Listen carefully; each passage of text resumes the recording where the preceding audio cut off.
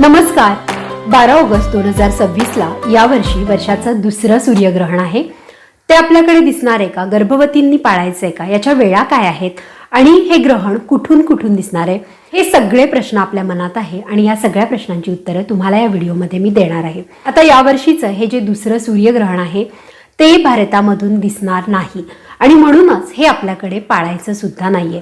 तरीही भारतीय वेळेनुसार ही घटना कधी घडणार आहे हे मी तुम्हाला सांगते. 12 ऑगस्टला बुधवारी रात्री 9:04 हे ग्रहण सुरू होणार आहे आणि 13 ऑगस्टला म्हणजे 12 ऑगस्टच्या 12 वाजल्यानंतर 13 ऑगस्ट चालू होते. त्या दिवशी पहाटे 4:25 हे ग्रहण असणार आहे. 4:25ला हे ग्रहण समाप्त होणार आहे. आता हे ग्रहण कुठून कुठून दिसणार आहे ते आपण बघूया. 12 ऑगस्टचं हे ग्रहण ग्रीनलँड, आइसलँड, उत्तर स्पेन, आर्क्टिक क्षेत्रातील देशातून युरोप, कॅनडा, अटलांटिक महासागर, उत्तर पूर्व आशिया, Portugal, Algeria, Austria, Belgium, Brazil, Denmark, Finland, France, Germany, Ireland, Italy, Netherland, Norway, Poland, Sweden, Switzerland, America इत्यादी देशांमधून दिसणार आहे. आपल्याकडे हे ग्रहण दिसणार नाही, त्यामुळे गर्भवतींनी किंवा इतर कुणीही घाबरून जाण्याची आवश्यकता नाही.